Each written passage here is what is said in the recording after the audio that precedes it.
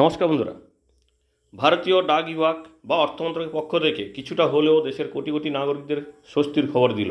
কারণ ভারতীয় ডাক বিভাগের পক্ষ থেকে নতুন সুদের হার ঘোষণা করলো স্মল সেভিং স্কিমে, অর্থাৎ পিপিএফ, সুকন্যা সমৃদ্ধি যোজনা, এনএসসি, এইরকম সমস্ত সেভিং স্কিমে।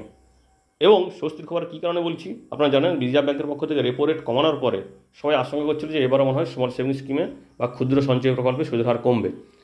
মোটামুটি আপাতত দেখা যাচ্ছে যে সুদের হারটা কমানো হয়নি, কিন্তু আবার বাড়ানোও হয়নি, আনচেঞ্জ রাখা হয়েছে। এর ফার্স্ট কোয়ার্টারে, অর্থাৎ এপ্রিল মে জুন মাসে যা সুদের হার ছিল 2025-এর, সেই একই সুদের হার রাখা হয়েছে 2025-এর জুলাই, আগস্ট, সেপ্টেম্বরের জন্য। দেখুন নতুন সুদের হারটি কী আছে।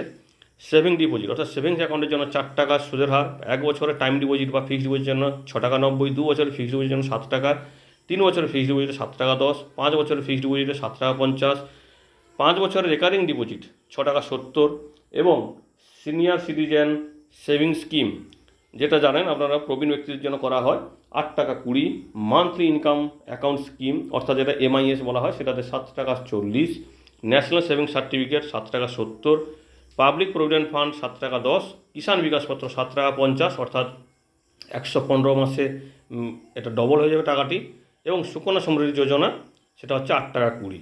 এই হচ্ছে জুলাই, আগস্ট এবং সেপ্টেম্বর মাসের জন্য নতুন সুদের হার। এই সুদের হার কিন্তু কোনোভাবে চেঞ্জ হয়নি। আর এর যদি ম্যাচুরিটি ক্যালকুলেটর আপনার দেখার প্রয়োজন হয়, তাহলে আমাদের যে পুরনো ভিডিও অর্থাৎ এপ্রিল মে জুন মাসের জন্য যে ভিডিওটি দেওয়া আছে সেটা দেখে নিলে আপনি কিন্তু এর ম্যাচুরিটি ক্যালকুলেটরটি পেয়ে যাবেন। অর্থাৎ কত টাকা ইনভেস্ট করলে কত টাকা রিটার্ন পাবেন এই নতুন সুদের হার অনুযায়ী, বা এই আনচেঞ্জড অপরিবর্তিত সুদের হার অনুযায়ী, সেটা কিন্তু দেখে নিতে পারেন। অর্থাৎ এবার থেকে আপনি স্মল সেভিং স্কিমে যদি আগামী 3 মাসের মধ্যে ইনভেস্ট করেন, সেক্ষেত্রে এই নতুন সুদের হারটি পাবেন। ধন্যবাদ।